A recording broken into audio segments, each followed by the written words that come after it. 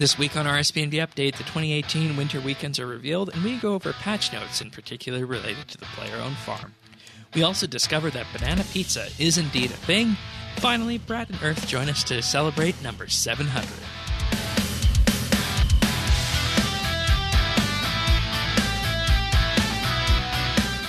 This is RSBANDB Update, episode 700, recorded Thursday, November 29th, 2018. Attack of the Swedish Bear.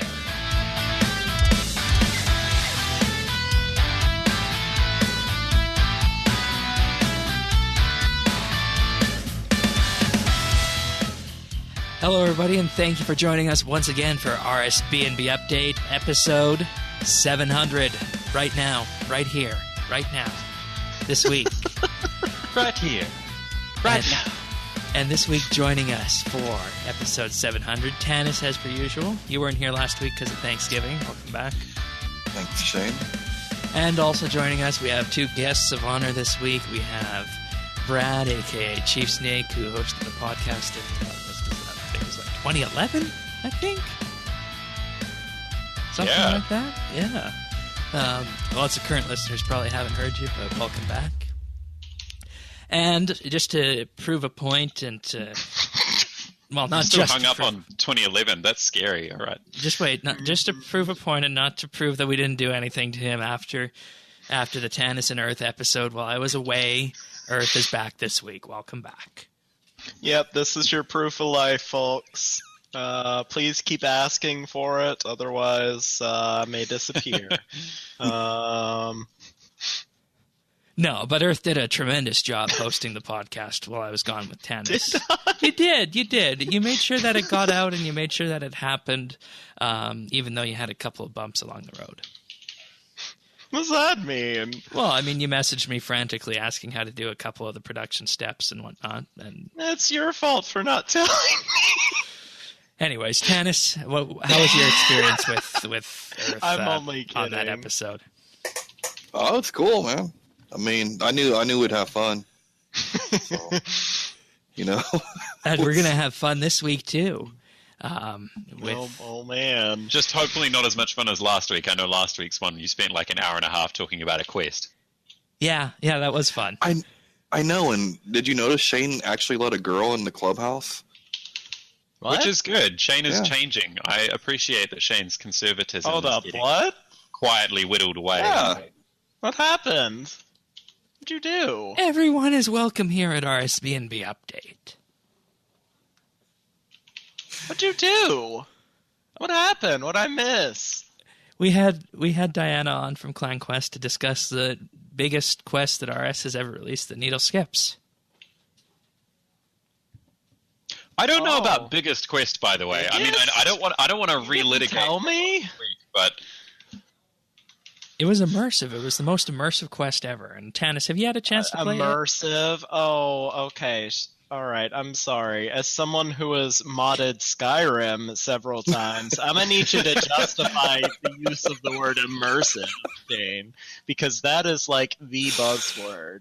Immersive relative for Everything is RuneScape. immersive. Yeah.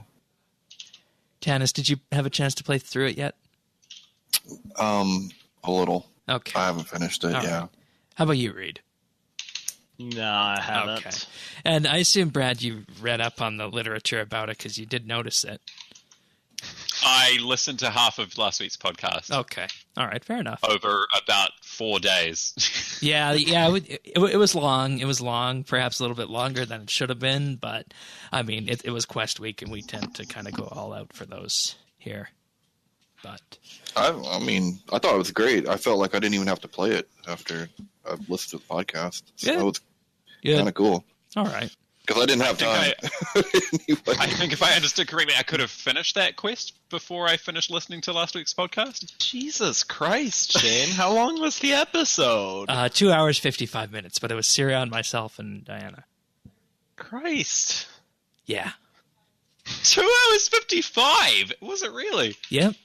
What's Oh the my gosh, record? okay. Over 3 hours for one of our RuneFest specials. Okay, well, that one doesn't count.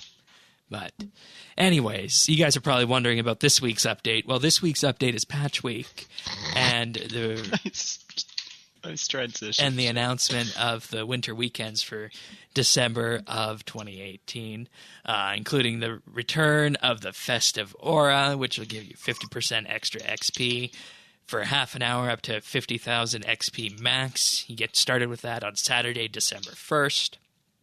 Ooh, you spoil us, Jagex. Yeah, I don't know. I feel like that's not that much in the modern game era, right? Nope.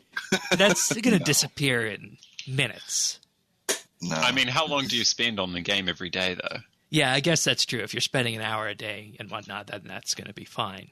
And, that's probably what my average play sessions are, too, and whatnot. So, Tell me what these hour sessions are like.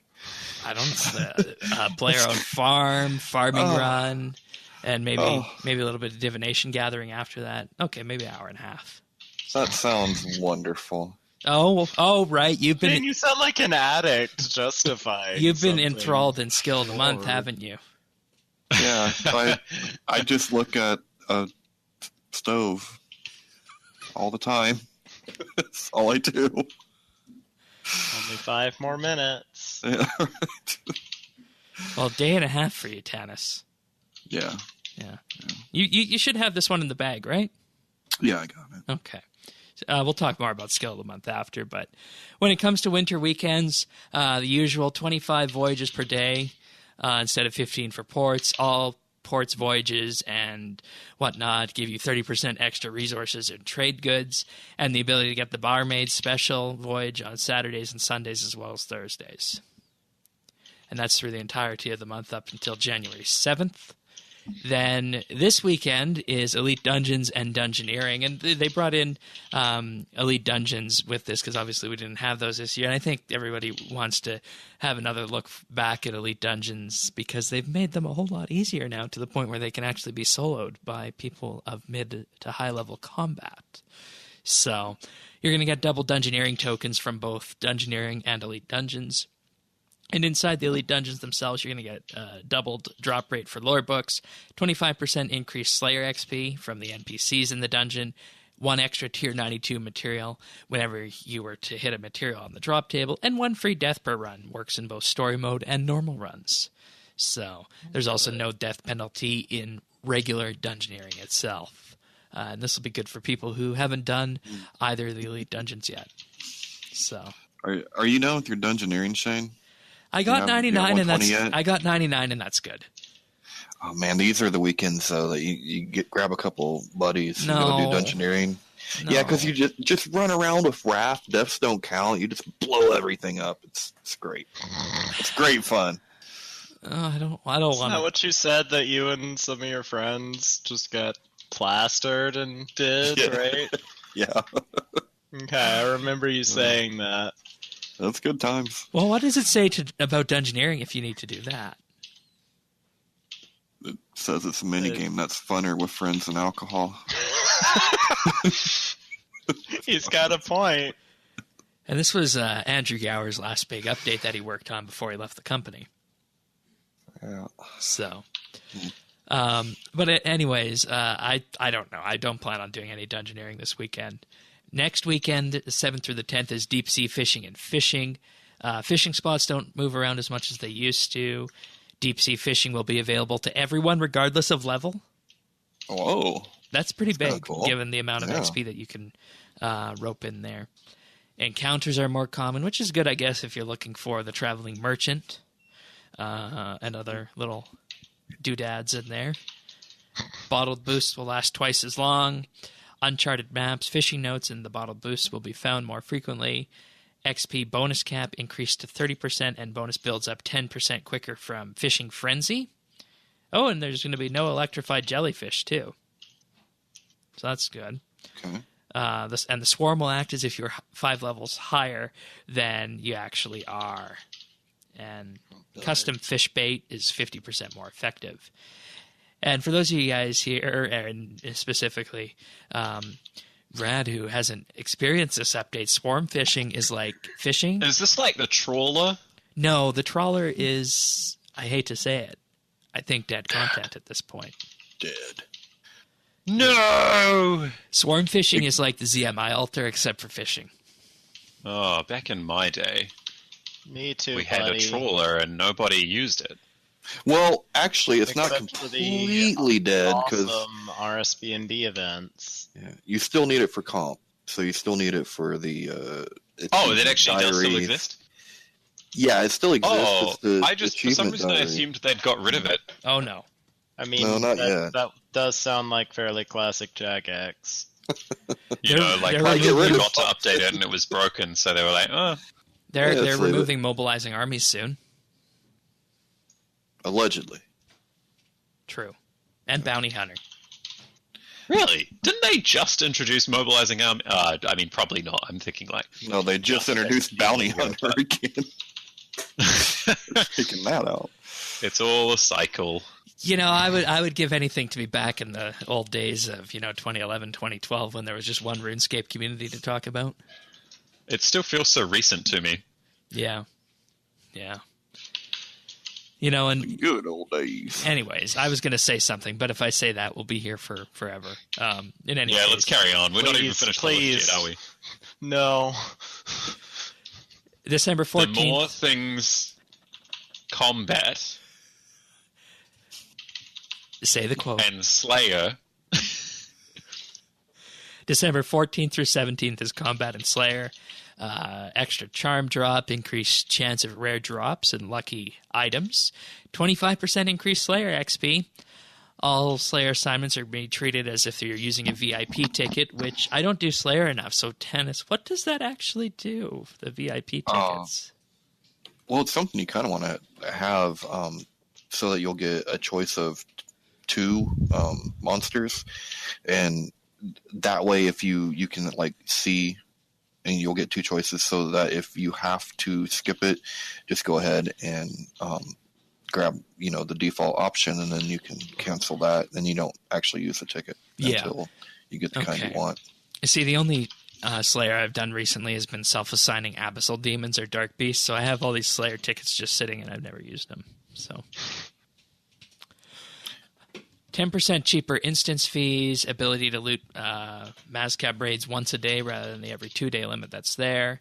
You can choose your own boss assignment, Slayer, and increased Ushtabi catch chances for the Slayer codex cool. as well. Yeah, that'll be good. And then the 21st through the 24th will be Gathering and Support Weekend, which is for Divination, Thieving, Hunter, and Agility, which includes 10% chance to not deplete Uncharted Isles resources while harvesting. Mining rocks and trees will replenish twice as quickly. For Divination, knowledge fragments spawn more frequently, and training hotspots move less frequently in the Hall of Memories. Thieving, increased loot chance, and chance of totems while safe cracking. Hunter, chance of getting +1 loot, and Agility, higher chance of activating the pit minigame. So there's that. And then the final one is or not the final one, there's one more. It goes into January. December 28th through 31st is a minigame weekend, extra Castle War tickets, double accommodation points from Pest Control for anyone. people still play Castle Wars? They People, have to. Do that? Well, people, Oh. what do they call it? Thaler. It's another one of those pretty old ones now. Yeah, Boost. They boost Castle Wars. that's they have to do it for their completionist cape and trim completionist cape. Yep. But there are, And in general, mini games. People go to the one that is on minigame Spotlight because they have unified everything into one minigame store. So, and that's why Pest Control is on here. Also, double bonus XP and gambling rewards from Barbarian Assault. Bosses killed in Dominion Tower are counted twice for the purposes of reward unlocks, and plus 50% Dominion factor. That's pretty good. that's good for the diaries, right? Yeah, I have to do that still for that task set. Me too. Oh, and here's the next one: 50% Fraudis points at Livid Farm. I have to do that too. Oh yeah, What? that one. 50%? Yeah. Yeah, that's good. Extra. Now instead of literally, 24 hours you have to sit there, it's only 12? Or is it 48 now? They halved it a while back. It's still ridiculous. Yeah, I know. It's still how dumb. long a while back? I think that was last year. Yeah, maybe a year ago. So see, because I never did it because all of the stuff was really neat, but also I'm not going to spend that much time. yeah, you hit the nail on the head with that. And you know what I've been doing? I've just been going to the deep sea fishing traveling merchant whenever he has a livid plant. I do that and I get my livid points that way. Oh man, I need to do that. How many? It's between 20 and 40k per shot. Oh man. Yep. That's a significant amount, if I remember Yeah, it is. correctly. The first ability is 100k. Let me just figure out when that'll be back on stock in the traveling merchant shop. And, you know, people have actually got this down to a science in terms of being able to predict the future stock of when this is happening with this. So if we look this up and we see the next livid plant will appear on December 22nd. Oh, Interesting. okay. And then December 31st. All right. So those are the days you want to go to the traveling merchant to pick that up. All right. Continuing on, we have on the 4th through the 7th a player-owned farm and farming weekend where you'll get improved chances of breeding and shinies at the player-owned farm, as well as increased happiness and health. Yeah, shiny animals like the royal dragon. Is that what they call it? Shinies. Yep. Hmm. Like shiny Pokemon. Yeah, I know. Also increased yield from harvested animals, more beans from selling animals, and an increased drop rate of animals from combat. Wouldn't that be good for us a couple months ago, Tanis? Yeah, yes, it would have been. Mm-hmm. Since when are animals part of farming? What have I missed? You missed Why it. haven't you told me about this? Yeah, they brought him in September. Yeah, September, the player-owned farm. Oh my I god. could have sworn I told you about this. Not the animals part. Oh, okay. All right. Well, yeah, you basically raise these animals and you can get, I'm getting on average, I think, anywhere between probably 80 to 200k farming XP a day from doing this. Wow. Yep. Just from animals? You're Just talking from about? animals. Okay. Yeah. So, Let's talk after this. okay, Yeah. okay. Also, 10% increased yield allotment from herb and allotment patches, as well as 25% increased yield from compost bins. There you go, Shane. Break your record Yeah, now. maybe I can hit 140 with that. Oh. Current record for herbs harvested is 133. So that should be interesting to try and go for that weekend. That's going to be a fun weekend for that one. But that's what we got for winter weekends this year. I think there's something for everyone. I don't think there's anything overtly negative about any of these, and there's no, double XP weekend thrown in, or what was it, 1.5 times XP weekend they did one year. So, well, and I noticed too, out of the last two winter weekends, there was always a artisan's shop. That one is not there this time. Yeah, and I think that's because they're going to be effectively changing that when the mining and smithing beta comes out in January, or rework comes out in January. Yeah, well, they know how RuneScape players are. They're not real big for change, so everyone would have been rushing to finish smithing. Like, no. I think it's actually going to be better after the rework. Oh, I do too, but I know people, or I know players. So.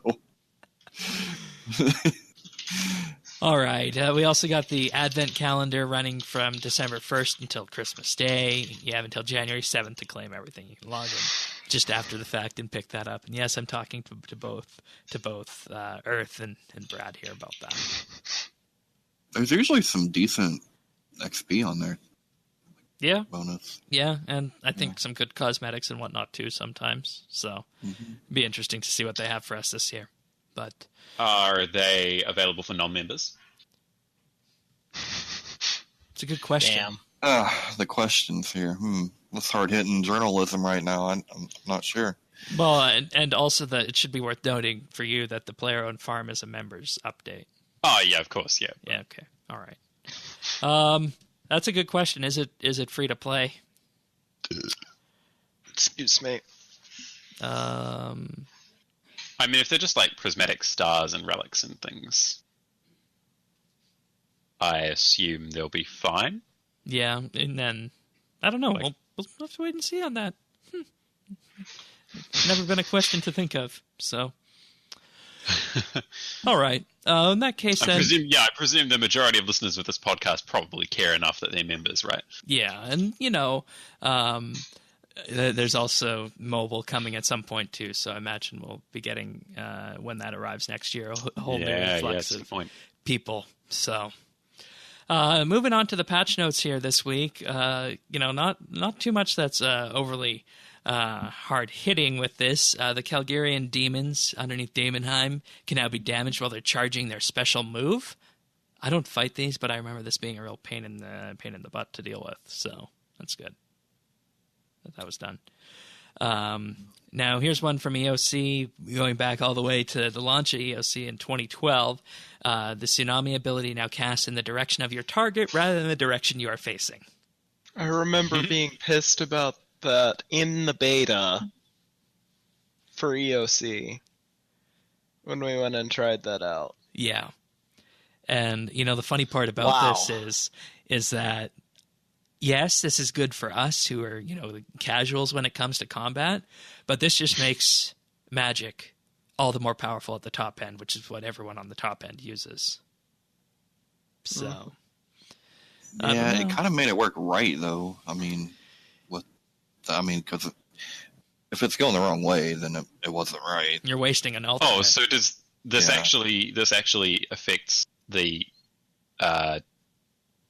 how it performs, the performance of the spell?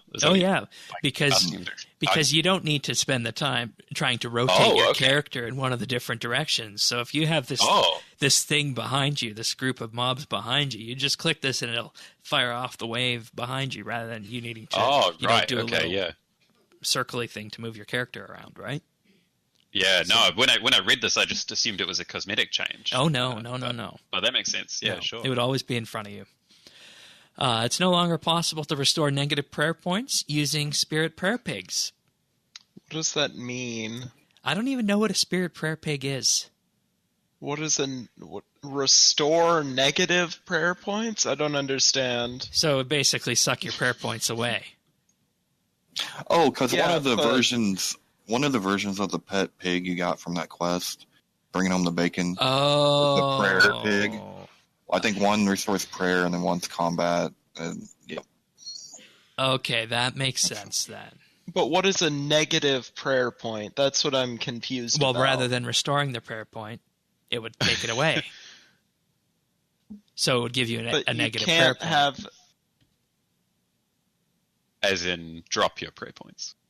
Yeah. Okay. Wreck you. But they're calling it a negative prayer point. Very well. Yeah, some of these aren't. Remove blocking on some paths, which prevent Araxor from being able to move between phase 2 and 3 while on path 3. I've never killed Araxor, Tanis. I don't know if you. No, dude. Okay. It was not pretty when I tried it. You know who actually took me through this and almost got me to the end of this, of Araxor? I didn't get the kill, but I almost got to the end. You know who gave me the tutorial on this? No, Colton, believe it or not. Oh, really? Yeah. Okay. Huh. Yeah. Cool. Hidey holes can now be filled while you're still wearing the objects to store them, so you don't need to take them off. That's convenient. Yeah, totally. And I don't know about you guys, but I have my ability to do hard clue scrolls got a lot easier when they brought these hidey holes in, because it wasn't always a battle of going into your bank. You just went to the place and away you go, right? So, Arcane Elysian. Hashtag easy escape. Yeah, just wait till we get to the end. Arcane, Elysian, and Divine Spirit Shields now list their passive effect on the object tooltip. I don't know who uses these shields anymore, but that's no one. Fine. I did wonder, yeah. The Pack-Yak summon timer has been increased from 58 to 64 minutes to better account for instance length handling. Oh, that makes sense. Yeah, because 58 minutes is kind of dumb. Yeah. When the instance is 60. Aquarium building materials obtained from prawn balls, may now be disassembled. Ooh, Shane, aquarium update or aquarium patch. The aquarium. Can someone please tell me what prawn balls are? I think they're a delicacy somewhere. But they're really little. And you pay many, many money, little food. So it takes a lot of them to fill you up. Basically, what a prawn ball is a little thing that you get while you're fishing, and it has little items in it that you can put in your aquarium. Or you can get fish eggs from them. Okay. Yeah. I assume it would take a long time to build up enough materials from prawn balls to build something with. Oh, but you forget the magic of hand waving that fact away, Brad. Oh, the aquarium. One of the best parts of Room Labs. Mm-hmm. Excuse me. I'm kidding. Excuse me. I'm kidding. Of course I'm kidding. Only surpassed by waterfall fishing. Ay. All right, moving on. You can now chat to Granny or access via a new right-click option about which contract buyers should turn up. Timing restrictions will still apply in that you'd have to wait until the next day for them to turn up. Doing this will overwrite the standard game mechanic, but that can be turned back on by chatting to Granny at any time. And small, medium, and large buyers can now individually be set. And this is referring to I have so many questions about this. Okay, this is referring to the player-owned farm. What? Yeah, I'm never talking to that dirty old woman again after that introduction. So basically what happens with this is on the farm, a series of buyers appear up each and every day, and they were governed by what you had in your pens, but people wanted something else. So now we get this option to force what appears for the buyers. Because if you have, for example, dragons in one large pen but cows in another large pen, it could be random whether it's cows or the dragon buyer that turns up. So now you can say, hey, I want the dragon buyer to appear up for my large pen. Or if you have zygomites and sheep in your medium pen, you can say that you only want the sheep buyer to turn up, so on and so forth. So that's how this works. Does that answer questions? No. Okay. I have a question about the next one too. Okay. And the one after that. All right. Added banana pizza to the cooking skill guide. What the that? Is that a thing? Do people eat banana on pizza? Rick does. What? Rick Seriously? is not monster. real. Someone needs to check the backyard for bodies because that's just wrong. I don't trust anyone that puts bananas on pizza. And Jagex says that they still don't know why banana pizzas were added to the game. They can say thank you to Mod Shogun, though. Hold up, that guy just added it, like, on his own? Apparently. I love the idea that some rogue developer just went in and... Like, I hate what he's done, but I love that, like... Oh, Myra Spirit. Let's see. Banana pizza. Gross. This was added November 5th, 2018. Does it, like, reduce your health when you eat it? No.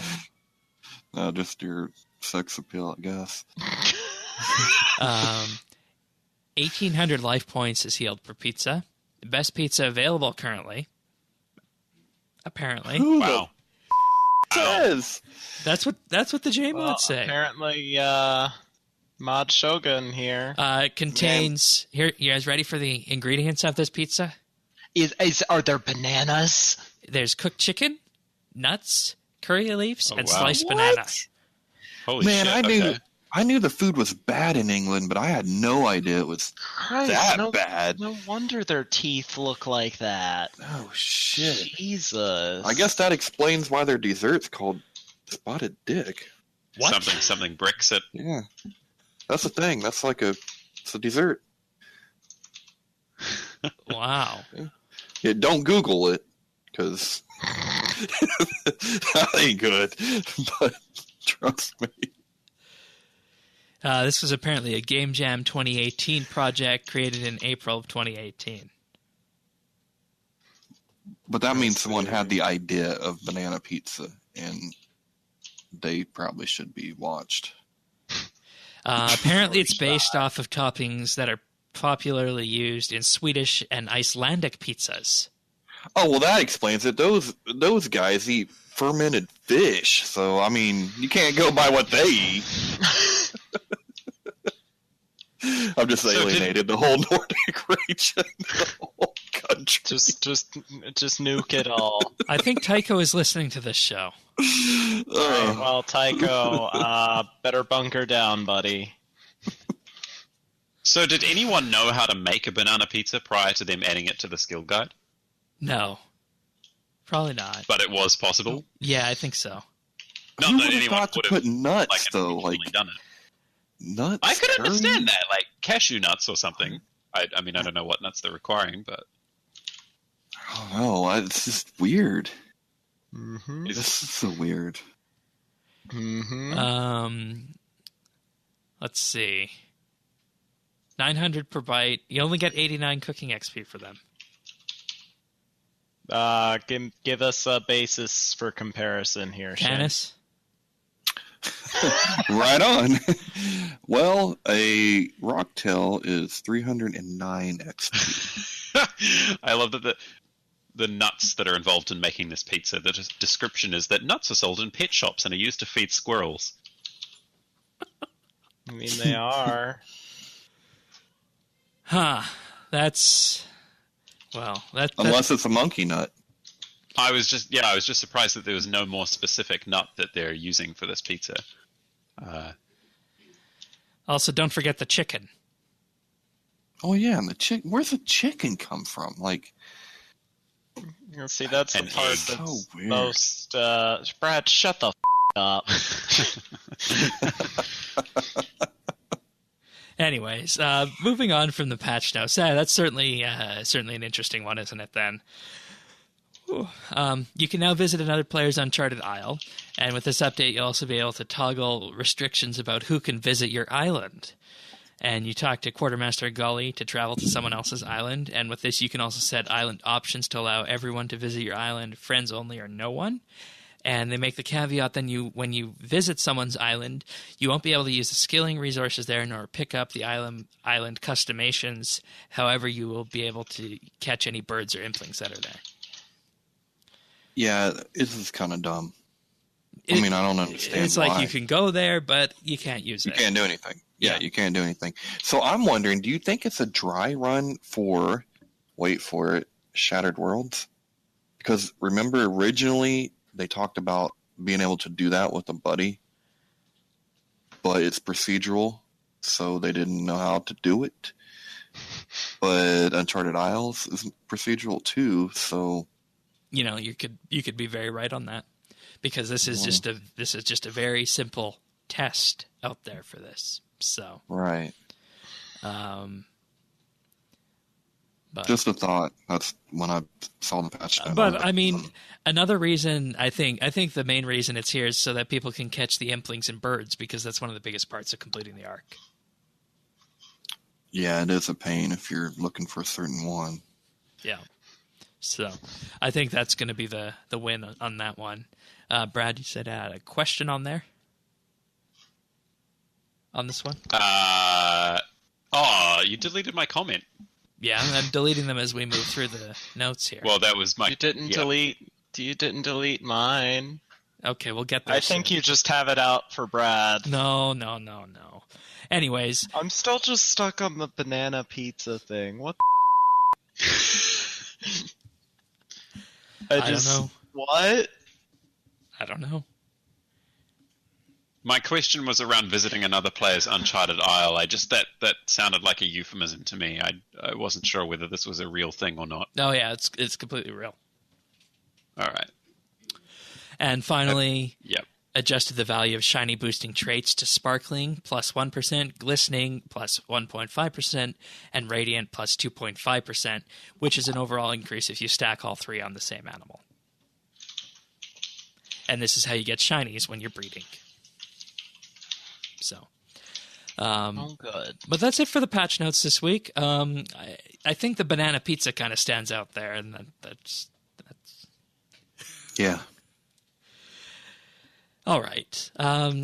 Now we're going to move on to questions very soon, but before we do that, there's something to talk about with the mining and smithing beta here. They updated the trimmed masterwork armor this week in the beta. They made it a lot easier and cheaper to make. They took the amount of bars required for each piece down from 1,200 to 600. So cut it down by half. Also, Masterwork and Trim Masterwork armor have had the time taken to make them rebalanced a bit, but the total time, they say, should be about the same as it was before. And they've also added a set effect to the trimmed Masterwork armor. That is the Tier 92 melee power armor which will take 50% of damage received into a damage over time that you take over the next 6 seconds to spread the damage out and make it easier to deal with it. And they updated the beta so people can test this as it is. And I actually had a look at this, and it makes doing Slayer tasks and whatnot a lot simpler because you don't need to worry about healing large, because what's effectively going to happen with this is that the amount that you need to heal is going to be taken down to much more manageable amounts. And I don't know why anyone would do this, because the armor is so expensive, because it requires the tier 80 armor that you get from the God Wars dungeon. But it makes Slayer really easy. I don't know if there's anywhere at the top end where people would use this melee power armor, but I think this is a nice effect, especially for tanks. So, yeah, that's what I was thinking. I mean, we're going to have to wait and see what the uptake is on this, if people will ultimately go for it. But I think it's an interesting effect, given what we had before. I chatted with David about this for a bit today, and he's our PVM expert, and basically what he said is that, everyone uses magic, of course, but melee is useful for the tank in the group, so the tank will likely use this tier 92 power armor and whatnot, and make it easier for the tank to absorb damage when they're doing any group boss. So that's going to be the application for this going forward, because, while I tested it on Slayer, it's just going to be too expensive to use this armor for Slayer. So that's what we got with that. Let's see, what was the other change here with this? They also have the option now to customize the trimmed Masterwork armor, which makes it permanently untradeable in return for 50% slower degrading and no degrading or charge loss while on a Slayer or Reaper task. So I mean, oh wow, that's cool. That's neat. Yeah. So this is a good way of using the armor, I guess, but it's still expensive to make. I don't know if people will when you can get tier 85 Ports armor or tier 85 Elder Rune. And does that have better stats? The ports and no, it's got Elder. It's got tier 85 stats. We're talking about tier 92 here. So we have the better stats with this.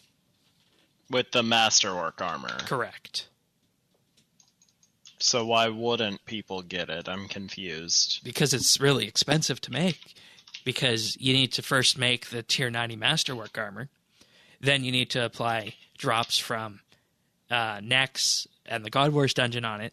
Then you need to make it again into this trimmed Masterwork. Oh. Yeah, so you can see you got to basically input a whole set of tier 80 power armor into it. Uh-huh. Yeah. And all of this other shit. Okay, I understand now. Yes, well, you're not going to see a reduction in charge while you're on a Slayer task. You're going to still need to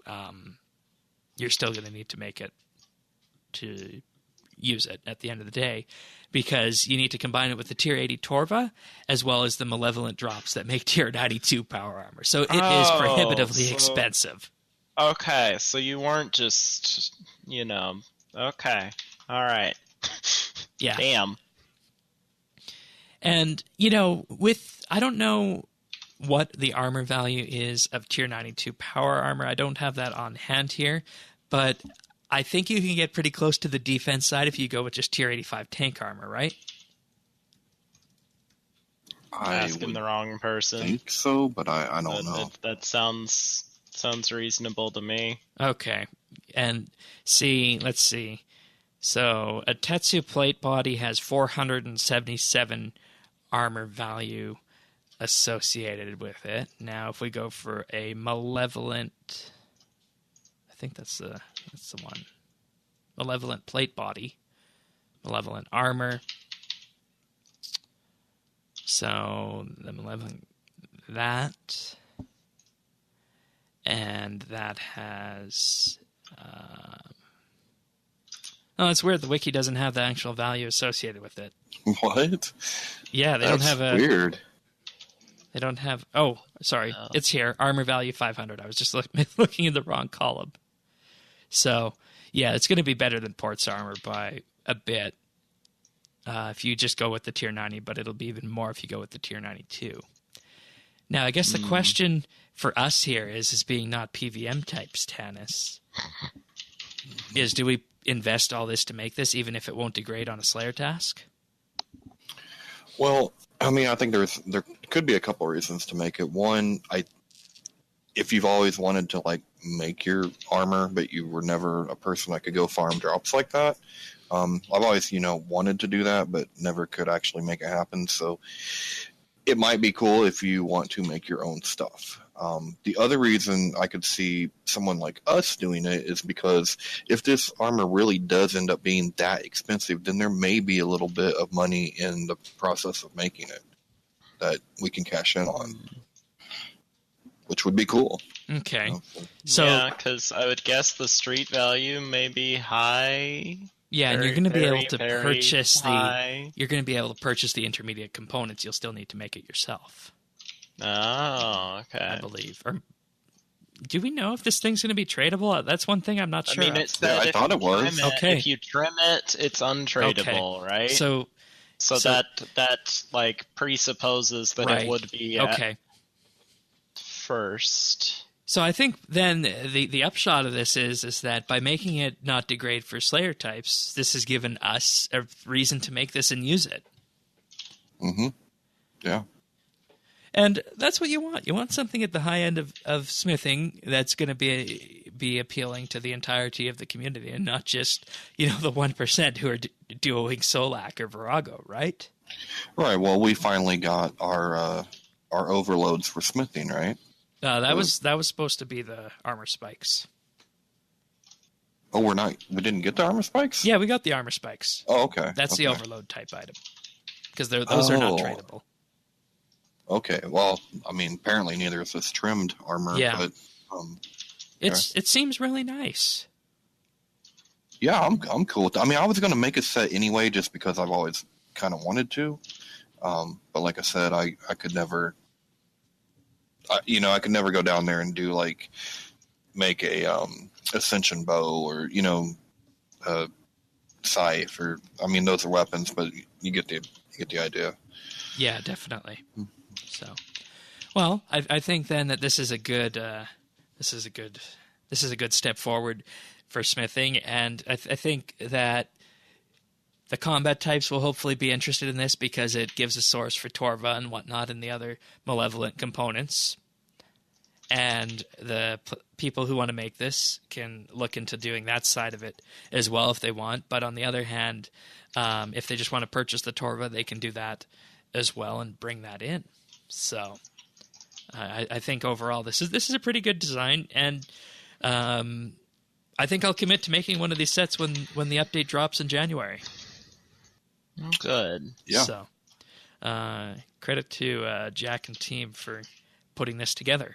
So, let's see. 90 defense, tier 90 power armor, and then the trimmed masterwork armor, tier 92 power armor, requires 92 defense. Yeah. All right. I'm pleased with that. So. Anything else on this? Any questions regarding the mining and smithing beta for our two guests or mining and smithing rework? Do I have anything? Yeah, do you have any questions about it? Not really.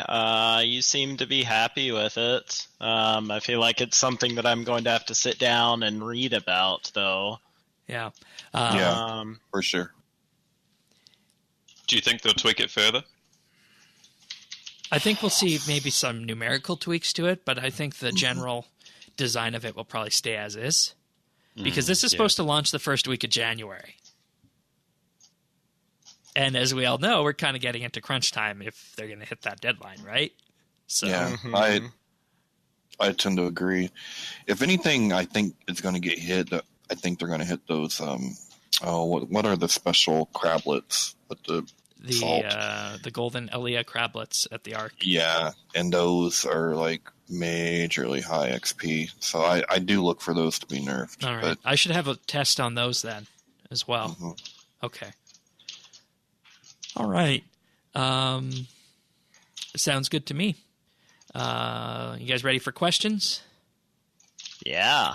All right.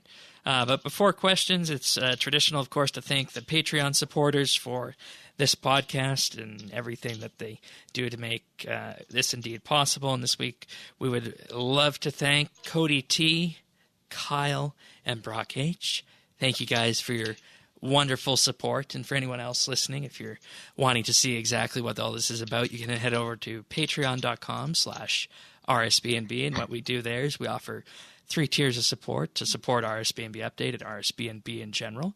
And if you want to support, you can do that for as little as $1 a month. You get access to all of the past monthly bits that we've been doing. We just published a new one today on the unproportional influence of the community.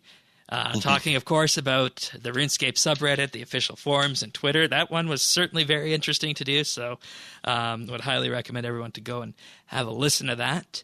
And if you're feeling a little bit more generous, for $3 a month, you can receive a special VIP rank on Discord, as well as a special mention on the podcast at the start of the month. And with this, you also get access to high-quality stereo AAC versions of the podcast.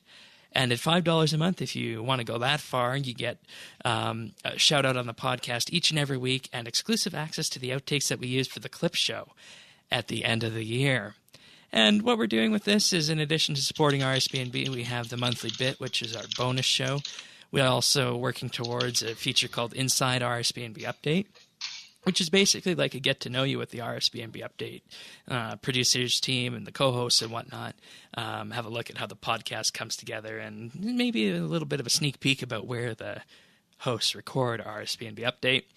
Then something we sampled at the Double XP weekend a couple weeks back was the RSBANDB Update Roundtable.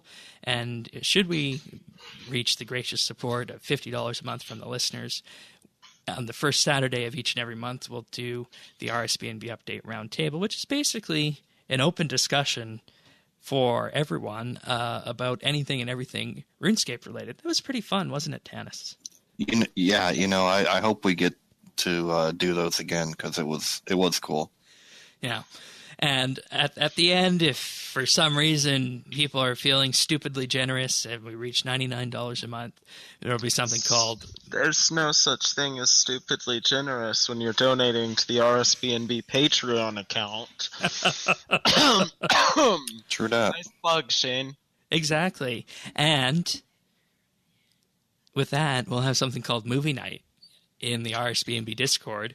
You'll join us for movie night once a month, and we'll run through our favorite movies, and there's a good chance there'll be some Star Trek included. The first one we're watching is Mean Girls. Shane's going to explain Star Trek to me. And oh my God, Karen, you can't just ask someone why they're white. It is my favorite movie. Who picks the movie? Surely at $100 a month, someone gets to pick the movie. Yeah, someone will get to pick the movie, and I think if we get there, we could probably... Star Wars. We could probably work work Earth's Choice into there at some point. Yeah, as the inaugural event. Mm. Mm-hmm. I heard mm-hmm. Did you guys hear mm-hmm? I heard mm-hmm. All right. Well, if you're willing to come around for that, then we'll make that commitment. Hell yeah, brother. All right. And, of course, all this and more can be found at patreon.com/RSBNB, including the monthly bit, which was published today, the unproportional influence of the community, where, yes, we did it. We touched the third rail of RuneScape discussion, the RuneScape subreddit. Oh, how you feel about that, Shane? It came out really well. Don't get him started. It came out really well. He asked me if I wanted to be on that one. And you said? And what was my response, Shane? Was it I wouldn't touch that with a 200-foot pole? Yep, something like that. Well, we touched it, and we did it. So. There's a show title. We touched it. You know, touch is one of my favorite Unix commands, by the way. Shane, what's wrong with you? Shane loves creating files. Mm-hmm. All right, so moving on to questions now. It is worth mentioning as well, by the way. I mean, so RSBANDB is currently at $29 a month on we're one away. Yeah, that means literally, if you have been thinking about subscribing, you literally only need to subscribe for $1 a month more, and Shane will do a bunch more things for you to get to that $30 a month tier. You're a terrific salesman. You're welcome. All right, so this one is first from Tycho. Dear RSBNB, he's a frequent contributor and has been on the podcast before. So Christmas is here once again, and the bells on the radio never stop, and the night is slowly vanishing. Shane, you're reading a really long question when we have Brad here. All right, Brad, and take his this away. Beautiful voice. Take it away. Take it away. This was made for his beautiful voice. Sorry, Brad. Oh, you want me to read it? Please do. All right. So this one is from Tycho. By the way, I have pre-read this. I have a lot of questions about this question. I have a lot of questions about the show in general. Dear RSBNB, Christmas is here once again. The bells on the radio never stop, and the night is slowly vanishing from all the decoration that is hung up far and wide. This sounds menacing all of a sudden. But as Christmas is celebrated differently around the world, I want to ask you the following. How do you picture Christmas? What do you do during the holidays? And lastly, how would you set the Christmas mood in your house? Personally, I just grab an axe and get the best tree I can find and carry it home. Some might prefer the car, but some things in this world are worth using a little muscle for. And when I was younger, I also used to set a bear trap below the chimney every year so I could just have him around all year long. But he got away every time, and now that I'm past 18, he just skips the house. Funny thing that it inspired me to a couple of journeys to the cold north, but I have yet to find his workshop in this dark land where snow and ice stretches as far as the eye can see. Anyways, looking forward to your answers, and if any of you want a Christmas card from Clan Quest, then just say the word. It's from Tycho, the festive elf of the Nordic lands. Who the hell has a bear trap just laying around their house? Tycho, are bears a problem in Sweden? Of the Nordic lands. Well, not with there Tycho bears around, apparently. Well, I think there are, but I think there's the wilderness kind, too. I mean, I don't think he's talking about bears, but... Oh, those bears. Mm-hmm, yeah. Okay. Excuse me? Mm-hmm. Of course Shane doesn't know. What? Are you familiar with the concept of Christmas, Shane? Of course. And chimneys. Yeah. And Santa radio. coming down the chimney? Yeah. And are you familiar with the fact that Santa is not a bear? Yes. Yeah. All right. There we go. Oh, okay. I see. Yeah. Why would you use a bear trap? Of course. Of course. Well, you know, I think I'm best to start this one off because I of course live in a climate that is very attuned to winter and the like. That is true. You are the most Nordic of any of us. Yeah. So, I mean, obviously for Christmas, you need a good deal of snow, first of all. You know, we have had a couple of brown Christmases in the past, and it's just not the same without the snow. And people who brown don't, Christmas. yeah, people who don't have the snow. A brown Is that when your whole family gets food poisoning or something? I think it sounds like Shane's worst nightmare to me. Well, no, it's just when you don't have a sufficient amount of snow, and because it's the fall, everything is already brown and dead from the winter cold, hence the brown Christmas. I thought that was from the oil. No. Oh. From the tar sands. Contrary to popular belief, it doesn't seep up through the ground. Oh. All right. Except up north, but that's topic for later. So it does. That's what I'm hearing. In places, but anyways, during the holidays normally, it's all about family, and I think that's the way it should be in that regard. And in particular, when you're looking at it, you need to look at it in such a way that you're spending the time with the people that you want to spend the time with, and that it's not a stressful endeavor in itself. Because if it is, you basically put yourself out for an entire week, and that's not fun at all. So that's good. And setting the Christmas mood, of course, comes up to, I think, obviously, the decorations, but more so on, Christmas Day itself. Probably, I think one of the things that most people can attest to, and that, you guys have probably all had this at once upon a time in the past before, is the smell of cooking in your house, right? So there's that too. And, being, of course, the holiday season, the Christmas season, I also have to say that there's also all the fun charitable stuff that happens around, donating toys and whatnot to the less fortunate and the like, or maybe if you're one who goes to church, helping out more at your local church, helping out the less fortunate there and the like with that too. So I think that is a number of ways that people do get involved with that, and I think that's all very well and good. Very good. Wow. I think you covered literally everything I was going to say. See, Reed, he does have a heart. His heart grew 3 sizes that day. No, it's just a very important time of year, and I think we all generally agree with the sentiment I made. So, unless you guys each have anything else to add on to it. I just want to say, it's a lot cooler now that I have now I've had my daughter for a while, but she's like 6, and that's just a really cool age for Christmas. Yeah. She still believes in Santa, and it's just so much funner than it used to be. Yeah, I was going to say, it's so much easier to get into it, right? Mm-hmm. Yeah. How about, we've chatted about this before.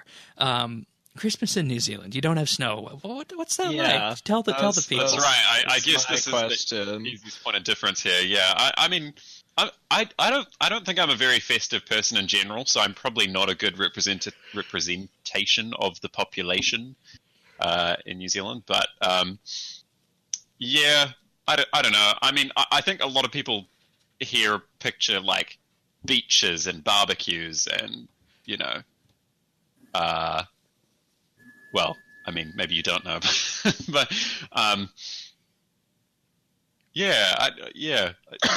people like sun and being outside, and it's always trash when it's raining. I don't know what else to say. All right. And regardless of where you are, I'd imagine that family has a huge role in it too. I'd say so. At least over here, you're never that far away from family. Yeah, that's true. Okay.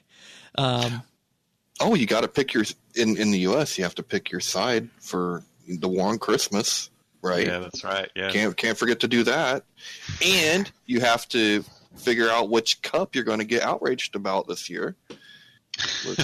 Can't forget that.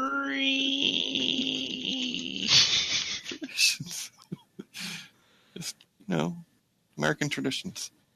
Yeah. Sure. All right. Gotta be angry because we can't be happy. That'd be too easy. Reed, do you have anything on that? Any way you specifically picture Christmas or what you do during the holidays that you'd like to share? I really think you covered it. Okay, good. Almost strangely well. Yeah, well, I mean, I have a feeling that we're very similar in that regard of what we feel about the holidays and the like. So, Reed, do you dress Stella up in goofy like holiday antlers and stuff like that? No, I do not dress Stella up. Full stop. Do you dress any of them up? No. Good. We have. We used to take like our little holiday picture with our dogs with, antlers so that they look like the little Grinch dog. No, I ain't about We didn't staple them though. So we did it at school. I don't think George would let you do that. All George has is his red bandana. Oh, that's good. But, I mean, I think, like, every golden retriever is obligated to wear a bandana. Like, True story. I think that's just how it is. Yeah. Alrighty, thank you, Tycho. That was a good question, and we're definitely getting into the mood of that.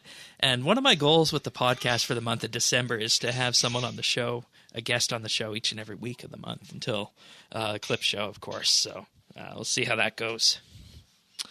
We'll let Reed take this read this last one rather. All right, Hoods, Bits and Bitesers. This is Chodo once again, and probably for the first time asking questions twice in a row. I don't really have RS-related questions, but seeing as this is a milestone episode, I might as well dig into the history of this podcast. What do you think is the coolest thing about RSBANDB Update? Which update episode has been your favorite to host? How long have you been around RSBANDB Update? And he says that he cheated because those questions were stolen from when he interviewed Tennis. Then the last one is asking me why I'm still allowed to be here. And that is all. Much love to all, and huge congratulations on the 700th episode. So You forgot the unhoods. Unhoods, yes. I have to ask, what is the meaning of hoods and unhoods? It's an internal Clan Quest meme. Not a name. Okay. Didn't it come from a typo or Yes, something? it did. Meant to say hello and it corrected to that. Yeah, something like that. Okay. Shane, what do you think is the coolest thing about RSBANDB Update? I think the most interesting thing about it and the coolest thing about it is that we get our point across and we bring that point forward and we don't do it in an angry way. We're constructive yet critical. Not anymore. No. Oh, yeah, we are. Yeah, of course. I just mean there was a time many years ago before my time. Oh, I know what you're talking about. Yes, of course. We get our point across. We're direct. We say it like it is, but I'm not going to tell it. Yeah. I think I know precisely where you're going with that one, and, we'll leave it at that, won't we? I'm so confused. I thought Brad was like the founding person or something like. No, Brad W. was not the founding co-host of RSBANDB Update. That was Pika 69. I'm not sure if you're getting me confused here as well, but No, I'm not getting you confused with anyone. not you, but No, I must be. Yeah. I don't know. I was the second Brad, to be clear. There was two Brads. Now my mind's just. Oh, I never told you that, Tannis? No, I'm so confused. I really hope you didn't think I was the first Brad. Yeah, I'm very lost at this point. Damn it, Shane. Brad here is Chief Snake. He was the second Brad. Okay, Brad 2. That's right. And I believe, the third co-host? I think. I don't remember, actually, was I? Yeah, you came in after Woodward left, right? Yeah, I guess I did. Okay, so you were number 3. You were number 3. Mm-hmm. Okay. Lucky number 3. That's right. But yeah, I mean, I think that's definitely one of the most interesting things about it. And, you know, we've over time, our interaction with the JMods and whatnot has increased. And, you know, they appreciate our feedback when we send it in particular, regarding specific update points and whatnot. So I think that's really good. And that's one of the things that I'm most proud of about what we do, is that we're able to act as a conduit for the general player base towards Jagex. That's one of the things I really like about it. How about you guys? I think the thing that I like is because I came in a little bit later. I mean, it might sound kind of cliche, but I really enjoy the people, because I don't know another group that is such long-term players.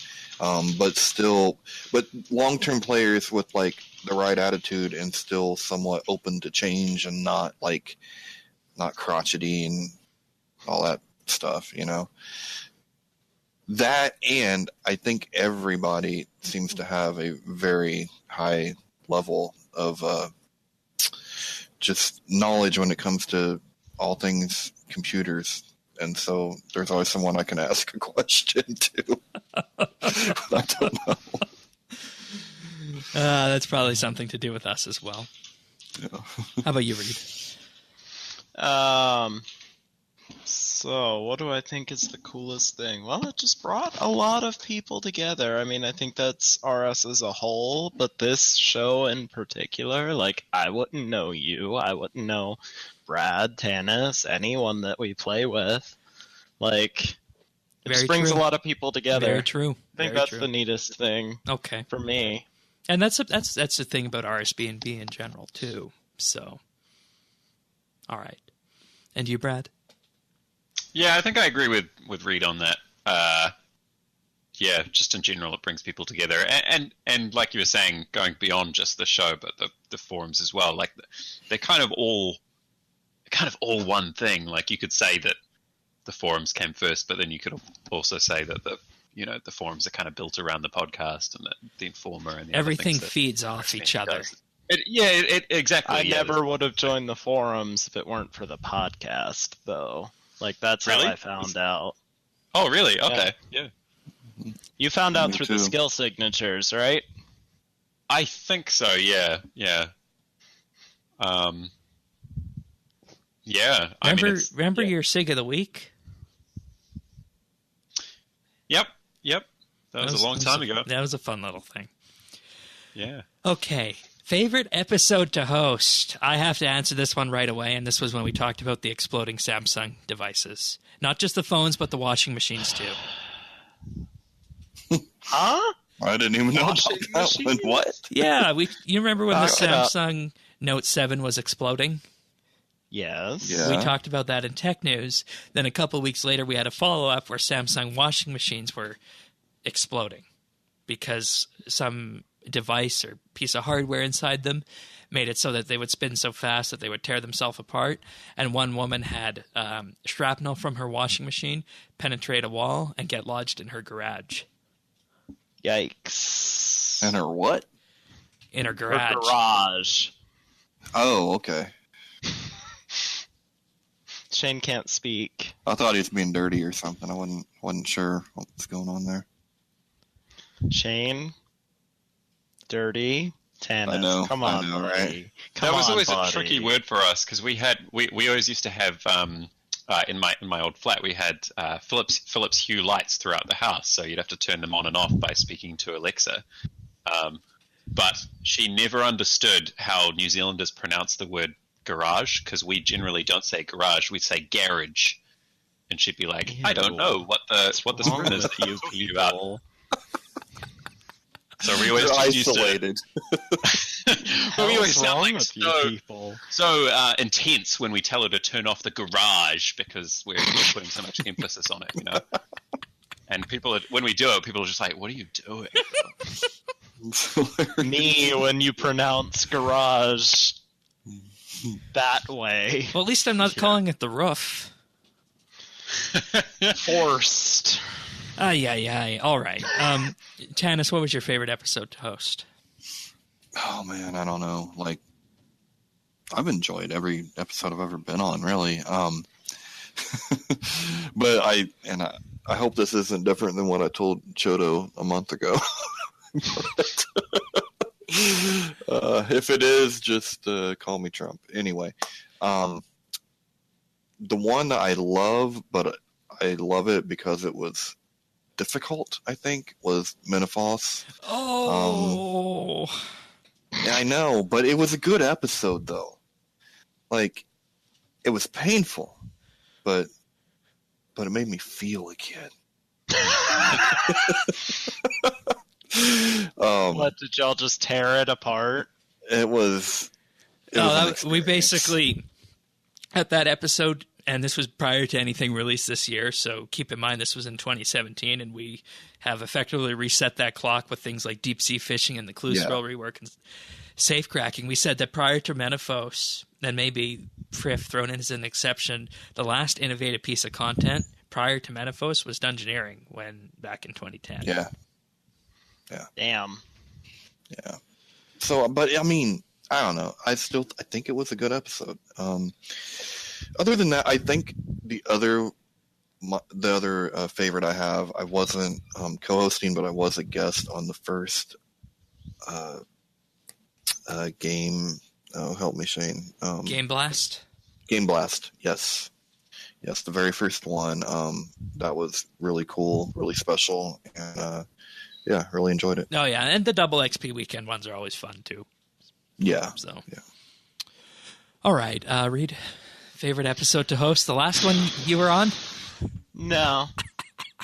Actually, that's a really difficult question, because I've probably been on, 100 of them at this point? Yeah. Christ. Yeah, because I'd be on probably once a month, and then I was there for a year.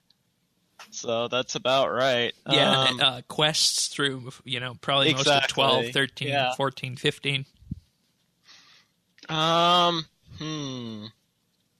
mean, I think the most memorable one for me was the Birthright of the Dwarves one, where in the middle of explaining it, I just stopped in stunned silence and said, "Hold up, what?" Well, to be fair, they did rework the ending of that quest after a while. Oh, did they finally retcon it? No, they just made it a lot more user-friendly. Because the plot didn't make sense. Yeah. At all. Actually, Colton sent in a correction the following week, correcting you on that. I don't remember what the answer was, but he did. You didn't tell me this. I'm pretty sure I did. It's been all this time. But through all this time, it was a really confusing episode for me. Shane just wanted to you, I think, is probably telling me years later.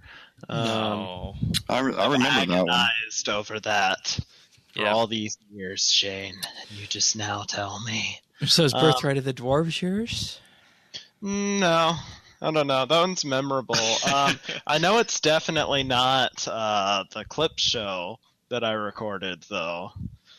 Because we recorded that at, 3 o'clock in the morning?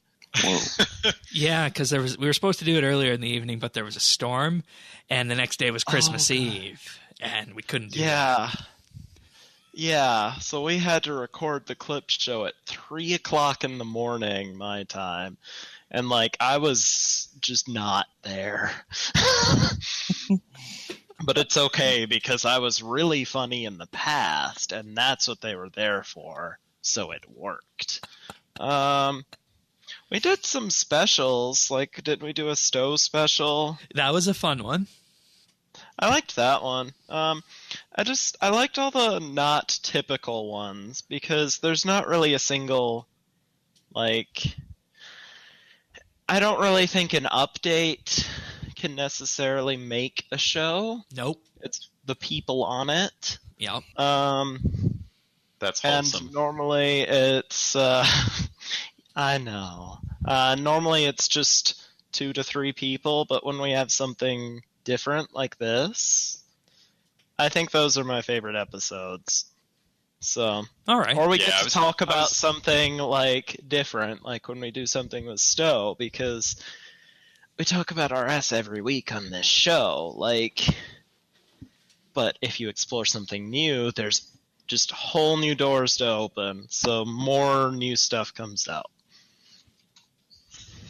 All right. So, yeah, I was going to say the same thing around the people. Like, I can't think of any particular episode that I remember as being my favorite, but I remember the ones that I really looked forward to hosting were the ones that were with really cool people. So the likes of like Mike and Tricky, King Collar, and PFK99s, and Reed, of course. But no, but I'm just thinking like back to when I like was first doing shows, and this was like episodes, between 100 and 200 sort of thing. When it was really early days, or at least early days for me. And yeah, those are the people on it. Sorry, you weren't there yet, Reed, but those were really fun. I'm here now. It's fine. That's right. Hell yeah, brother. You made me remember something. I do think my proudest RSBANDB update moment, though, was when I got Mike on the show. You remember that, Shane? Yep, I do. Explain. So, like, my one goal being co-host for a year was, I was like, all right, I'm going to get Mike on the show. So was it just you and me on that episode, or was someone else there? I think Patrick was there. Oh, that's right. That's right. Patrick was there. And then... King Collar, for anyone wondering. Yeah, so... we get to tech news, and I stop everything, and I'm like, okay, guys, I have an idea. Let's get Mike in here and act like the show is over. And then... and we were still using Skype back then. Oh, is it all the way back then? Okay. Yeah. And then we get... Shane... Or like Patrick, or no, I brought up like a tech news topic because we were about to go into tech news, and I started talking about that when Mike came in. Mike, of course, knew within about 20 seconds what was really going on, but he played along and he joined us for the last bit of the show. So I don't think he was too pleased with that one, but I asked him after. He said it was fine. Shane, has Mike ever told you when things weren't fine? Yeah. I don't know. Strong doubt. And how long have you guys all been around? So, I mean, you guys know the answers to this one. Christ, 12 years almost? Let's go look at the forums and have Christmas Day. So fun fact about me, my join date, Christmas Day. 2006. 2006 at what time, Shane? 8:10 in the morning, your time. Mm-hmm. I don't know what the I was doing, but Christmas Day. Hey, Mike's online. I don't remember my password. Why is Mike on the forums? I can help you with that after the fact. But your join time... I got you. I got you, Brad. ...was October 25th, 2004. Yeah. And Tanis, you ready for yours? I think it's like 5 years. Right? December 2013, December 15th. Okay. So yeah, when I said legacy co-host, that's what I meant. Oh, I can't change his password, can I? No, you don't have admin on the forums. Damn it. But all right, I'll just give him a warning for forgetting his password. All right, so I accept my fate. That's how long these guys have all been around. Made this forum skin. Yes, you did. You last I don't know my changed password to it on 22nd of April, 2017. That wasn't me. The first 2 octets are the same in the user IP. Oh, wait, Been what are you you. talking about? You changed your password back then. My password? Yeah. Oh. Did I? Yeah, apparently. Did I save it? Am I doing... I'll sort that out for you, but... oh, okay. No, I do have a randomly generated password now. I must have done that at some point. All right. It's not saved in my browser. So... You're welcome. And we know why... I've exceeded the maximum allowed number of logins since. Okay, all right. I'll fix that for you after. But You can see your warning. why is Earth still around? Well, you know. Why am I still That's a around? great- How come you're still allowed to be here? Well, if I disappeared, see, I did this on purpose. I made it so that if I disappeared, lots of questions would be asked. So, All right.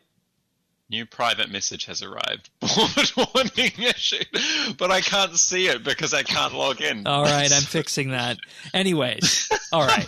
So he's still allowed around because when it comes down to Shane it, at doesn't the end want to of the go to day, jail for a murder. I would never do such a thing. But Okay. in reality, there was nothing wrong with the RuneFest episode. So I think the claims that there were issues with that were heavily exaggerated. So, I would never spread false rumors. all right, we good for that question, everyone? Yep. I think so. All right. Well, then, we're going to move on to tech news. But first, if you guys want to send your own questions in, you can email them to questions@rsbandb.com. Or what you can do is you can leave us a DM or @mention on Twitter @RSBANDB. Thank you. All right. So, moving on to tech news this week. Loot boxes are about to be investigated in the United States by the Federal Trade Commission. Shane, Yes? did you see what's in the Yes, show I notes did. now? Anyways, Will you read it out for us? later. I want to talk about loot boxes right now. Oh, Because it's been a year since the Star Wars Battlefront 2 saga regarding that, and people started to ask questions, and we talked about this last week in regards to gambling and microtransactions when it comes to loot boxes.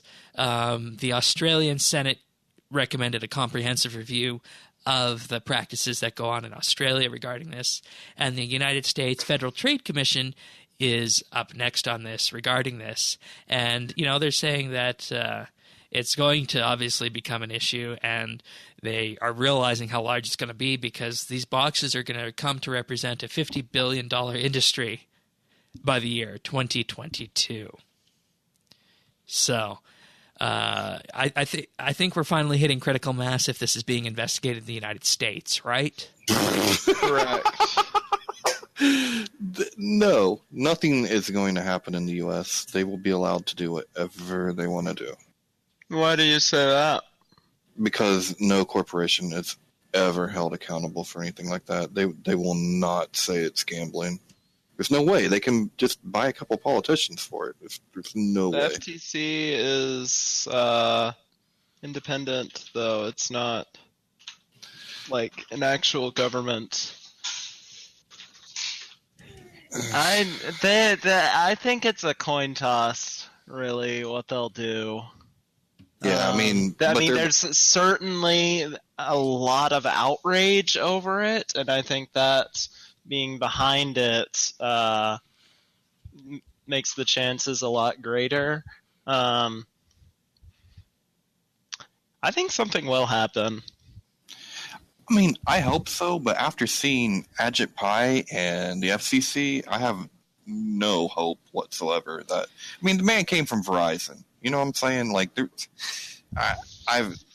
the FTC is better, but I doubt it. Have the FTC in their pocket. But though. also, it's worth know. noting that the initial request was made by Senator Maggie Hassan from New Hampshire, who is also a Democrat. Mm-hmm. Well, then they're screwed. So, and I think she's been like really pounding him over this over the past year. Yeah, and I looked her up. Very good. Also, with it going to be talked about in the EU as well, I think that also adds a bit of inertia to the issue as well. And regardless of whether or not the FTC report actually ends up getting implemented, because the way I understand it, if the FTC issues a report, it's up to Congress to decide if they follow it, right? Mm-hmm.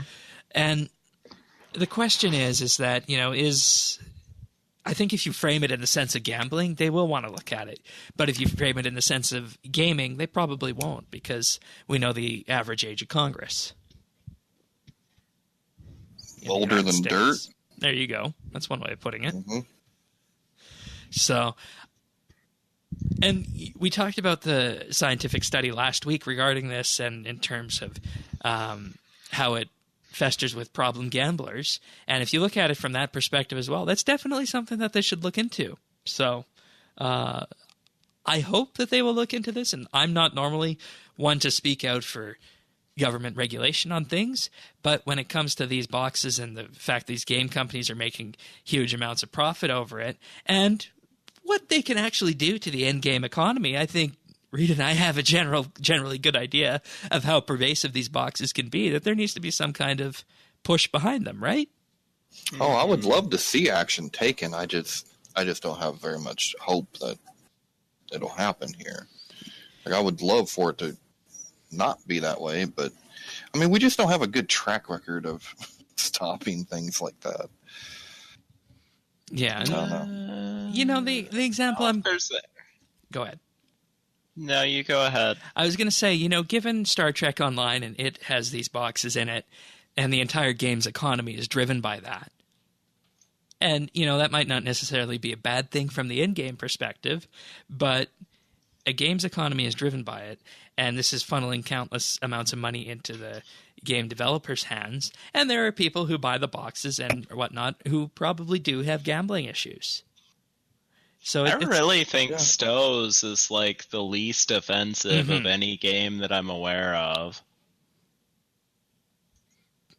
It's interesting, right? Because it's like a great model for software developers to use, or game developers, because it means that they get their game out there up front really easily, generally free, I guess, in a lot of cases. And then that means that it gets into everybody's hands, and then from there they just get incremental income. And that's also great for not only them, but for the gamers who get stuff for free up front and can pay for it incrementally as they go. And, some of the biggest games out there do this on a purely cosmetic base, like Fortnite, Rocket League, Overwatch, and they bring in tons, right? Yeah. I mean, it's kind of like if you're just really committed to the game, then it makes a lot of sense. But at the same time, to want to spend money on it, you mean? Yeah. Yeah, I mean, that was see where this gets into. Yeah, that was my justification for buying the Stowe lifetime membership. It was $200, which is obviously not a small amount of money, and there wasn't any one thing in it that was like, I need this. It was just me wanting to support the game because it's a free-to-play game. Yeah, and that's really easy to do when you're already invested in the game, right? Yeah, and I've played that game more than it's probably in the top 5 games that I've played the most ever. Yeah, I would agree with that. So maybe even top 3. Yeah, and I'll just say that the caveat with this is that while we're talking pro-regulation on this, we need to remember that it can't be so heavy-handed, and it could be coming from the EU's side, is that it can't ultimately stifle this as a way for developers to make money. Because where would Rocket League be without that, right? Where would Epic and Fortnite be without that? Well, Yeah. they would be right where they were, only without the gambling. I think with Yeah. Fortnite goes, we got to take the good with the bad here. Well, I mean, it just means that they have to make something for you to pay for it instead of gambling on a bunch of crap. I mean, like, you should, if you're going to buy a certain skin, there should be a price associated with that skin, and you should have the chance to buy it or not. Like, you shouldn't buy the chance to have it. Yeah, and I think Yeah, that would be true, would be the optimal way to go on this. Yeah, I mean, I think there are definitely ways to do it that can, improve the situation. And, I mean, Jagex tried this with Rune Pass earlier this year, but the community screamed bloody murder over it, and it could have been a revolutionary thing. Tannis, were you on support of Rune Pass or not? Well, it was different. It wasn't a loot box. Right, and I'm saying that would be an option for the non-gambling route. Right, yeah. Yeah, no, I think the community kind of jumped the gun with that one a little bit.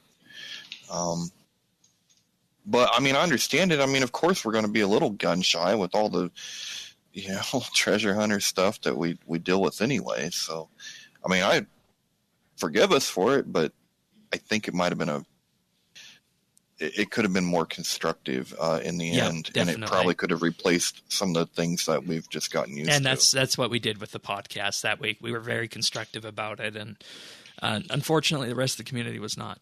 So, no, but I mean, I get it. I mean, it's an understandable reaction, though. I mean, it's always been a sore spot, and you got to be careful with stuff like that. Indeed. All right. Next piece of tech news is regarding Fallout 76. Sorry, I skipped one, but we'll talk about Fallout 76 right now. Fallout 76 folks were talked about and promised a fancy bag, but instead they got... This was after paying $200 for like the Legendary Edition or whatever it is. And hello? Yeah, we're here. Mm-hmm. Okay. This is after paying like $200 for this, and they're promised a nice bag, like least you can do for paying $200. And then it wasn't even what they promised. And then as compensation, they offered people $5 worth of credit, of in-game credit, which you can't even buy like anything significant with. And by accepting that legally, you're like, hey, accept this as compensation, so now you can't sue us. Bye. And the general gist of the tweet that they sent out, we are sorry. Mm-hmm. Don't be sorry, do better, basically. Yeah. And that's on top of a week of, like, they also promised people would have a functioning game. And, well, that didn't happen. And there would be lots of content. And, well, not so much. And I feel really sorry for Fallout fans. I really thought that the Master Chief Collection was going to be the worst, like, AAA flop of the decade. I would have bet everything on it, but it has not been. This has been so much worse. Are you going to assign that to Fallout 76? Correct. All right. Yeah. And I think that's fair.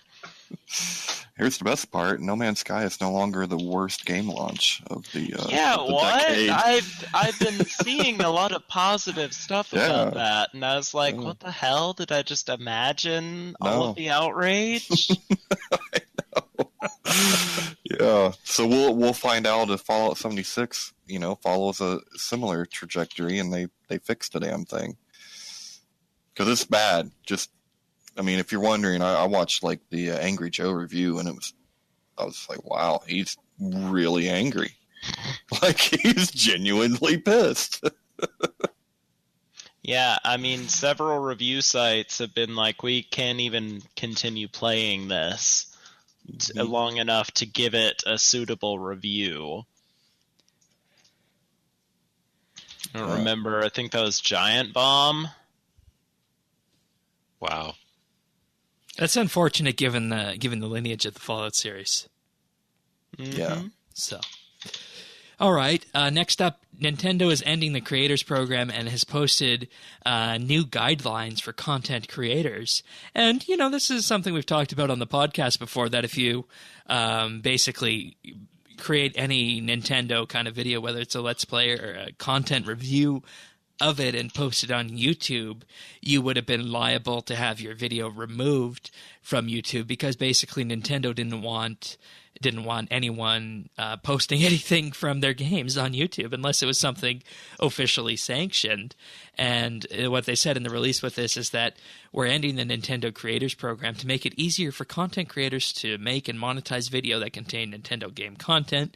We'll no longer ask for creators to submit their videos to the Nintendo Creators Program, and creators can continue to show their passion for Nintendo by following Nintendo's guidelines located at this URL.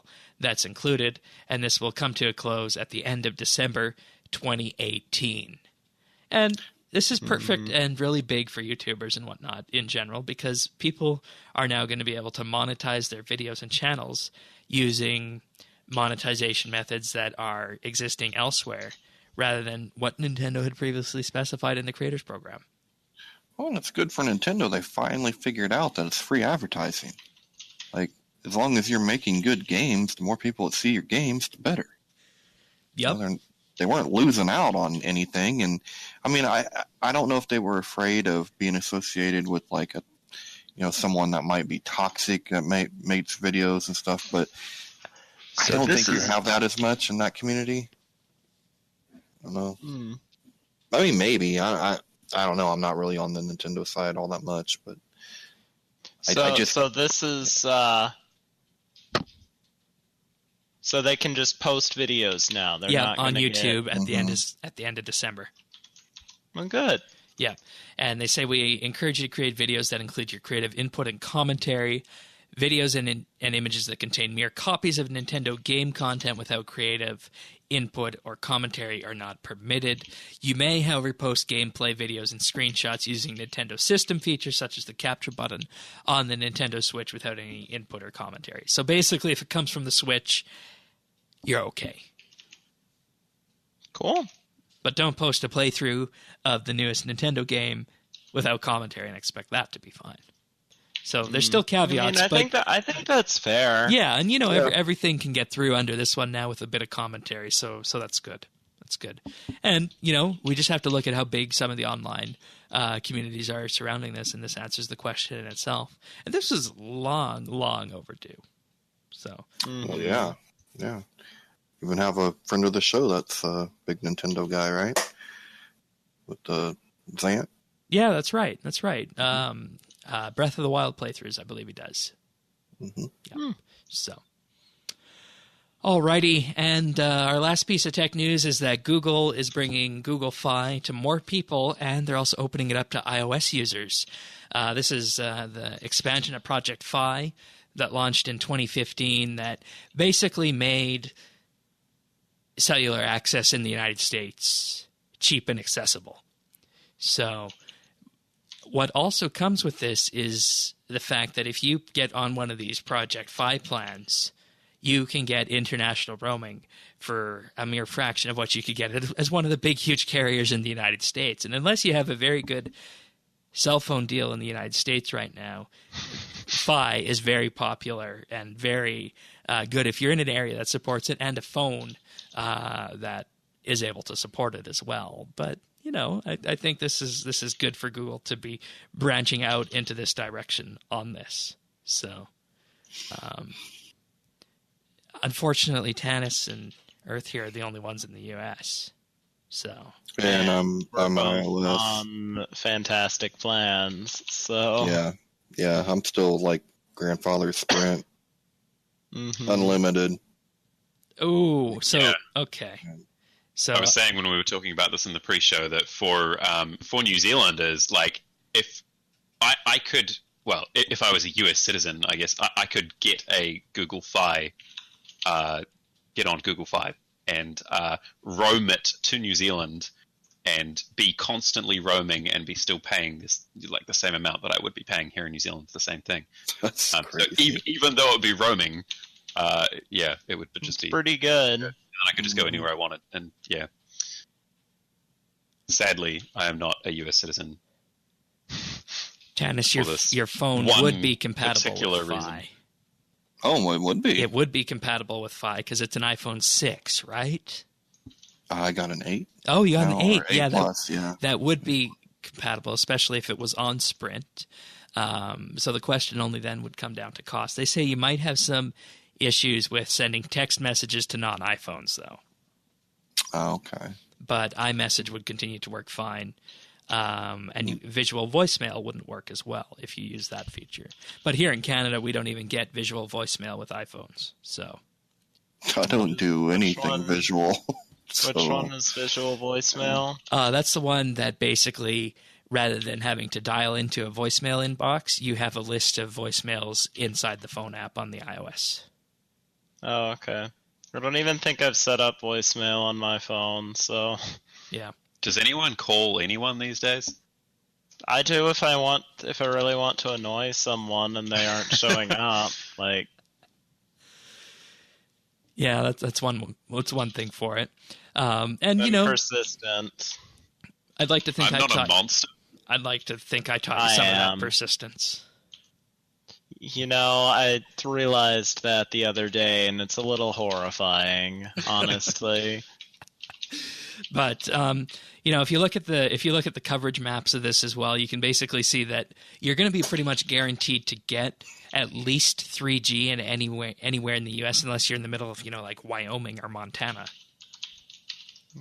Well, no one lives in most of those places anyway. Like, That's right. the places on the map where there's not a thing, there's no one there. Yeah. So if you look at compatible with Fi, you can basically see this thing in the entire map that, it's practically the entire U.S. It's a little bit of Wyoming, Montana, Nebraska, and Iowa, and, you know, the central mountainous areas in California, Nevada, and Washington that you can't. But the rest is going to be pretty good 3G or is somewhat equivalent. So I think this is something that everybody in the U.S. should look at if you're having some kind of painful cell phone plan. And I know how predatory those carriers are in the U.S. Yeah. But All right. Well, that wraps up tech news for the week. We're going to move on to some other things right now, including the November Skill of the Month, which, Tannis, you're just pushing right through this one, aren't you? Yep. Sure am. We currently got Flash in first place with 69.2 million cooking XP gained. Tannis, you're in second with 67.2. Nice. And Sorensen is in third with 10.9. sorry, what? Yes. Say it again. 67.2 million cooking XP for Tannis. What's wrong with you? Well, here's the best part. Like, so You're not in first. well, I mean, Flash has put up a very good fight, but I think he's only got about 800K, and then he's done. Somewhere around Why there. is that? What's stopping him from going further? 200 mil. Oh, So, shit. He started on 129. Oh, I thought that was his current speed. Valiant effort, man. Oh, get wrecked. Okay. Yeah. So, I mean, I guess he still wins out of this? no. I think because they it's- both lose, honestly. No, Yeah. It's not over technically till tomorrow, I You believe. could go for a so. tie.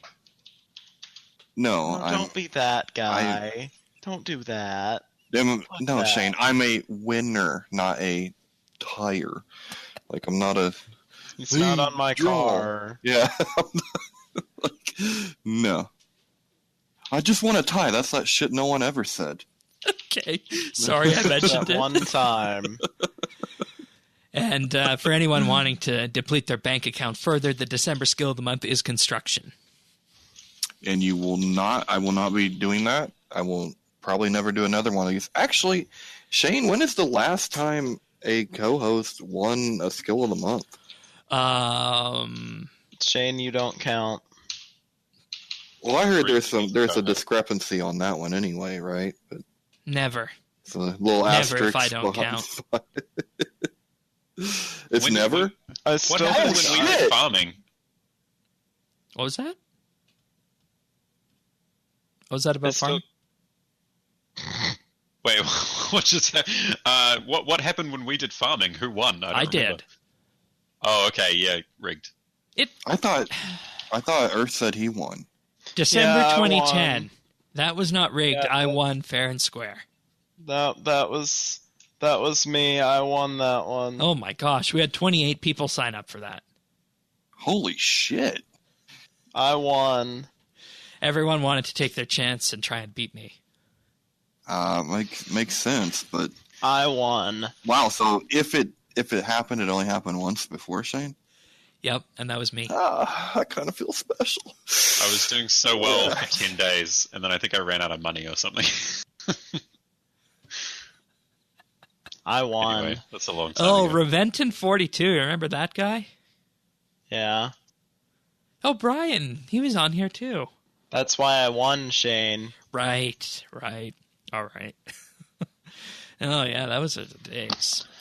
Alrighty, well, with that being said, I'll just also take a moment to congratulate Wolfie for winning our Achievement Bonanza Fortnite competition, seeing who could get the most rune score or achievements done in 14 days of playing RuneScape, and that was Wolfie with 850 rune score gained.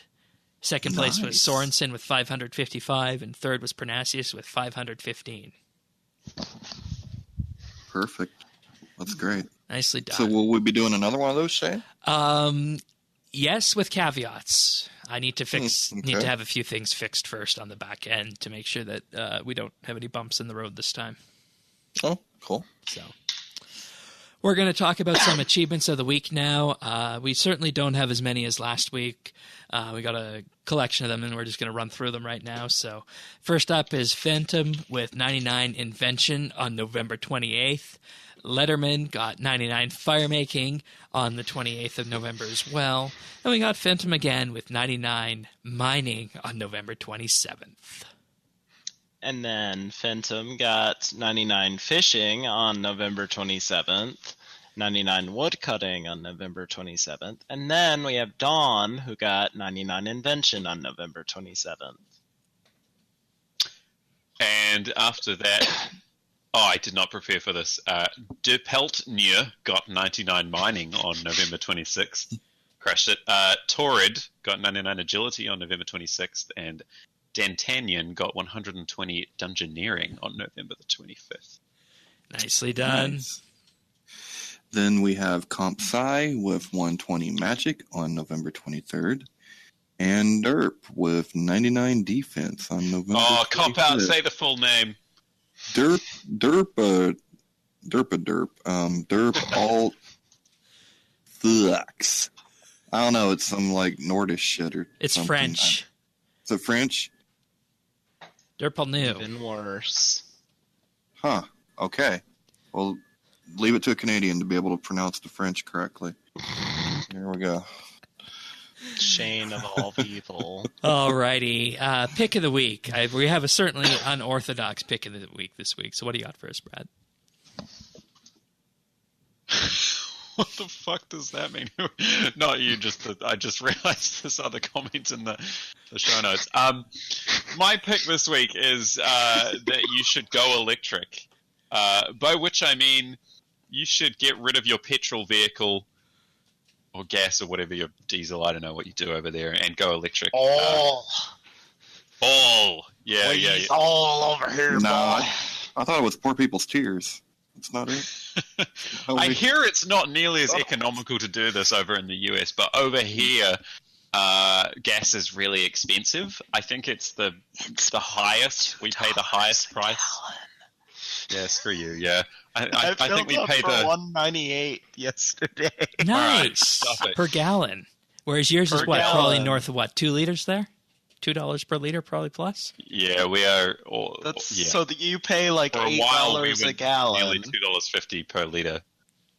You pay like $8 a gallon then. Yeah, it's not good. Yeah, highest price in the OECD or something, I think. But I mean, we're very far away from you. So, but because of that, it makes a lot more sense economically to go electric. So it used to cost me $120 or higher than that if petrol got expensive to fill up my car. Admittedly, I had a car that was not great on fuel, and now it costs me $5 to fill up my electric vehicle, my Nissan Leaf, which is it's good. Life is good. I don't have to go to a gas station ever again. It's lovely. So do it. Also, my car makes no noise. Yeah, I've heard you guys have to be really careful with that because people like me, people can get hit easy with those. Yeah, I want to put some baseball cards on your spokes or something, man. it actually emits a noise to alert people that you're approaching, because otherwise they just won't hear it. Like the engine doesn't make any sound. So, yeah, but it's really nice. I mean, if you need to be convinced, I mean, it's a shame that you can't do this because I live so far away. But I've been offering everybody around me, basically, if you want to be convinced of why you should get an electric vehicle, just come for a drive in one, because it is like driving a spaceship. It's like an upgrade from a hard drive to a solid state drive. No joke. Is how I put it to tech people. Why don't you guys just import? Why don't you guys just import more oil from Canada to get that gas price down? Because Shane, have you looked at a map?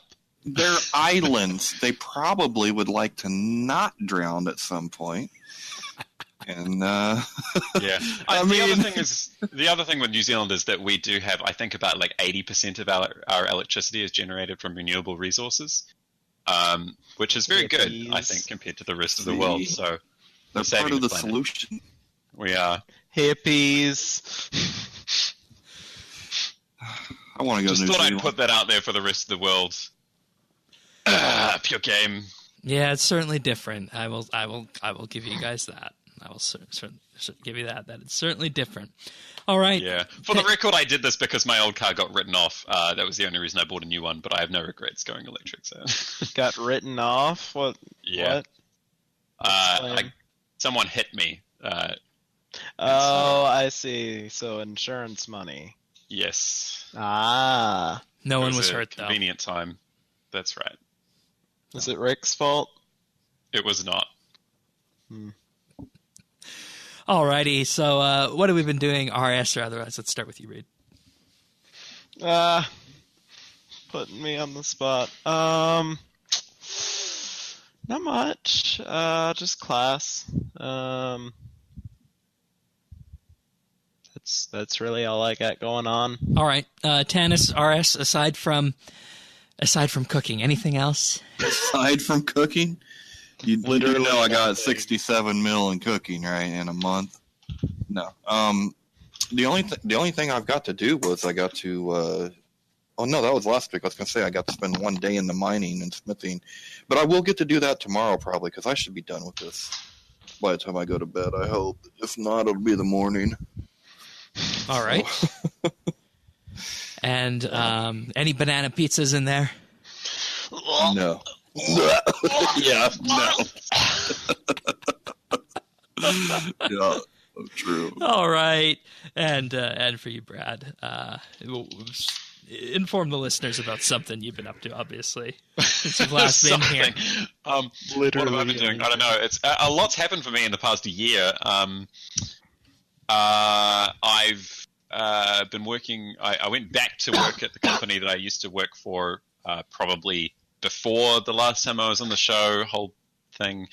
My company had a restructure, which worked out well for me. So I'm now I'm managing a team of developers, software developers at my company, which is good fun. It's been exciting. And hell yeah, brother. Yeah, now I'm doing a bunch of things. Actually, my career is going in the weirdest places. I've been seconded into the architecture team for a bit. I've been But at the same time, I've also been sucked into this like Visual Basic project where they're migrating a 20-year-old Visual Basic 6 application into Visual Basic.net because it doesn't run 16-bit stuff anymore. So it's a whole thing. And this morning, I got roped into trying to fix this this business critical Excel spreadsheet, which kept crashing when they opened it. So some fun things. Visual and Basic.